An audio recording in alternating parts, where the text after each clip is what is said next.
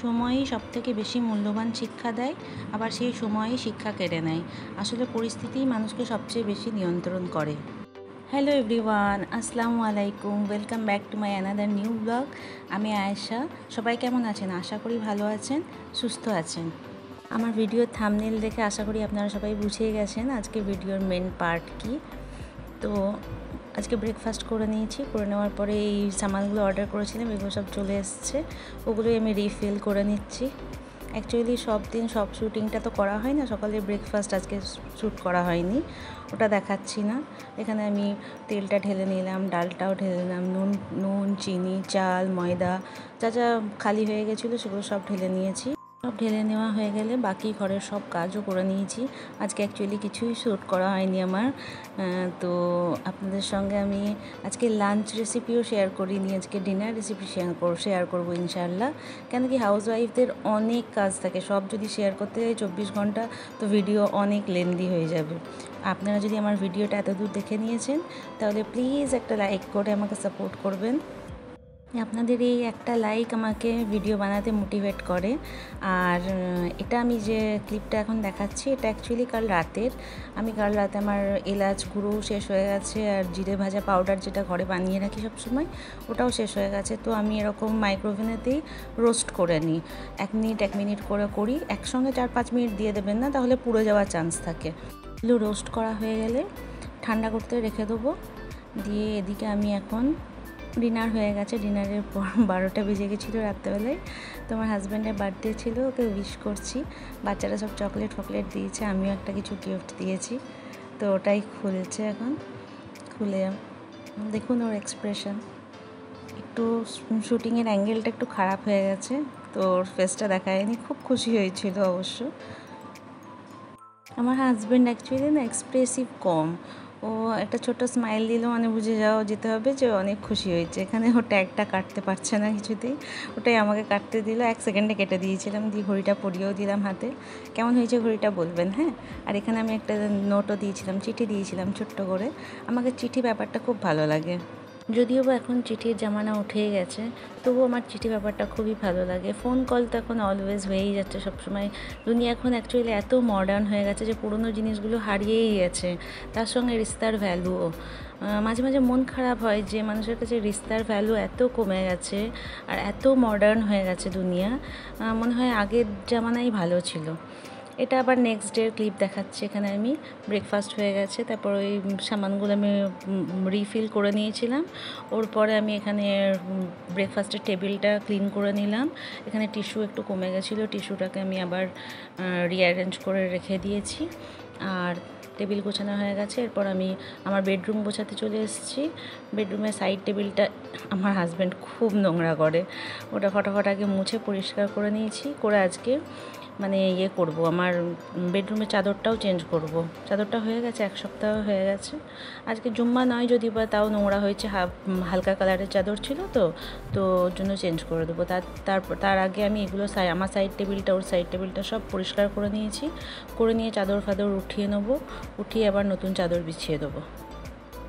এক সময় ভাবি যে আমরা হাউস ওয়াইফ হয়ে সারাদিন ঘরে কাজ করি, তাও যেন কাজ শেষ হয় না। কিন্তু যারা জব করে ঘর সামলায় তাদেরকে হ্যাটস অফ, তাদের স্ট্যামিনা অনেক। আপনাদের সাথে গল্প করতে করতে আমার বিছানা চাদরও চেঞ্জ করা হয়ে গেছে। এখানে আমি সিঙ্কও ধুতে চলে এসেছি, বেসিনটা ধুয়ে নিচ্ছি, ভালো করে ধুয়ে পরিষ্কার করে নেবো। এটা ম্যাক্সিমাম দিন আমার মেয়ে ধুয়ে দেয়, আজকে ও একটুখানি অন্যদিকে কাজ করছিলো, ওই জন্য আমি আজকে বেসিনটা ধুয়ে নিয়েছি। আমি না গল্প করতে খুব ভালোবাসি, তবে সবার সঙ্গে নয়, যার সঙ্গে দেখবে মনের মিল হয় তার সঙ্গে গল্প করতে ভালো লাগে। অ্যাকচুয়ালি সব মানুষই এরকমই হয়। এখানে আমার হ্যান্ড ওয়াশের ডিব্বাটাও একটুখানি নোংরা হয়েছিল, ওটাকেও ধুয়ে নিয়েছি। ধুয়ে ক্লিন করে বেসিন ধোয়া কমপ্লিট। আমার না ডাস্ট প্রবলেম আছে একটু, তো যেখানেই ধুলো দেখি মনে হয় কতক্ষণে পরিষ্কার করে মুছে ক্লিন করে দেবো। আমার বাচ্চারা এটা নিয়ে আমাকে বলে প্রায় যে মা তোমার ওসিডি প্রবলেম আছে, যাই প্রবলেম আছে ভাই, আমি একটু পরিষ্কার থাকতে পছন্দ করি। এখানে বেসিন ধোয়া হয়ে গেছে। এরপর আমি কাল রাতে যে এলাচ আর জিরেটাকে রোস্ট করে রেখেছিলাম ওটাকে আমি গ্রাইন্ড করে নিয়েছি, করে নিয়ে বোতলে ঢেলে রেখে দিয়েছি। তারপর আমি রান্নাও করে নিয়েছিলাম। রান্নাতে আজকে কিচ্ছু করিনি, খালি ভাত করেছিলাম আর ডিম আলু করেছিলাম। আর দুদিন আগে যে আচারটা বানিয়েছিলাম আমের, সেটা দিয়ে লাঞ্চ আমরা কমপ্লিট করে নিয়েছি। এরপর এখানে সন্ধে হয়ে গেছে। সন্ধেবেলায় আমার মেয়ে গেছিলো একটু বন্ধুদের সাথে ঘুরতে।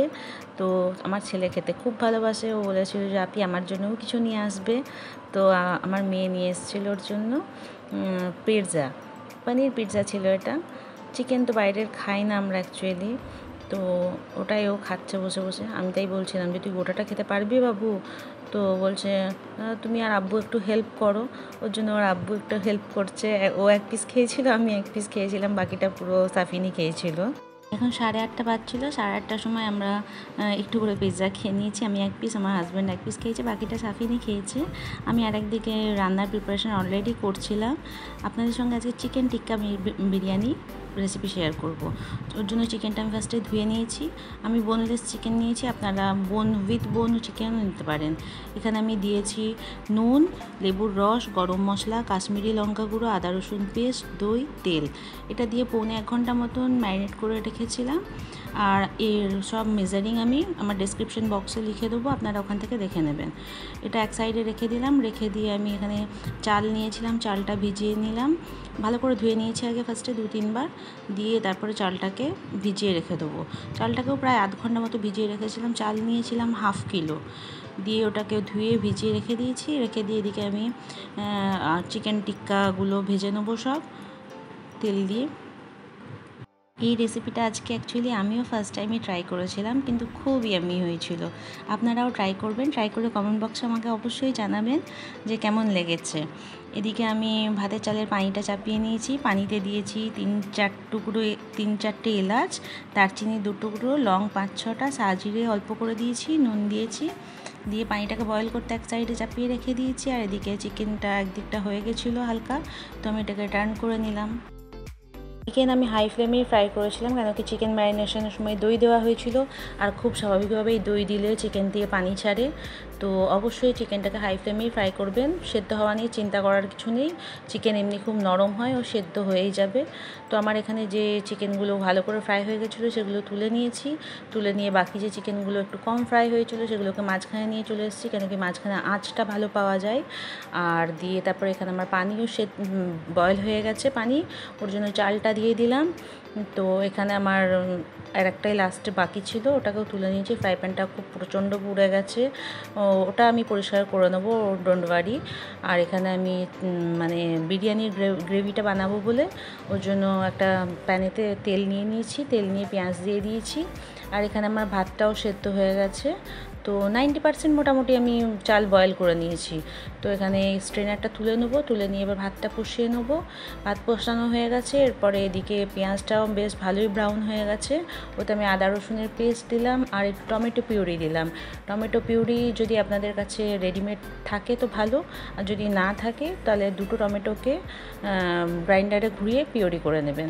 তারপরে আমি এতে দিয়েছিলাম নুন, হলুদ, লঙ্কা গুঁড়ো আর বিরিয়ানির মশলা, আর একটু কাঁচা লঙ্কাও দিয়েছিলাম আর পুদিনা পাতাও দিয়েছিলাম। ধনেপাতা আমার কাছে ছিল না, শেষ হয়ে গেছিলো, তাই ধনেপাতা দিতে পারিনি। আপনাদের কাছে যদি ধনেপাতা থাকে তো ধনেপাতাও দিয়ে দেবেন। দিয়ে একটু পানি দিয়ে এটাকে ভালো করে কষে নিলাম। কষা হয়ে গেলে বিরিয়ানির মানে গ্রেভিটা কমপ্লিট হয়ে গেছে। এবার আমি বিরিয়ানি লেয়ারিং করব। ফার্স্টে চাল নিয়ে নিয়েছি একটু তলাতে। এখানে আমার ক্যামেরার ফোকাসটা খুব খারাপ হয়ে গেছে, সরি। তারপর আমি গ্রেভিগুলো দিয়ে দিলাম। গ্রেভিটা দেওয়া হয়ে গেলে পরে চিকেন টিক্কাগুলো সব সাজিয়ে নেবো পরপর উপর দিয়ে। আমার এই বিরিয়ানি লেয়ারিং করতে খুব ভালো লাগে, প্রচণ্ড ভালোবাসি আমি এটা করতে, কেন জানি না। তারপরে এখানে চিকেন টিক্কাগুলো দিয়ে দিয়েছি, দিয়ে একটু পুদিনা পাতা দিয়ে দিলাম।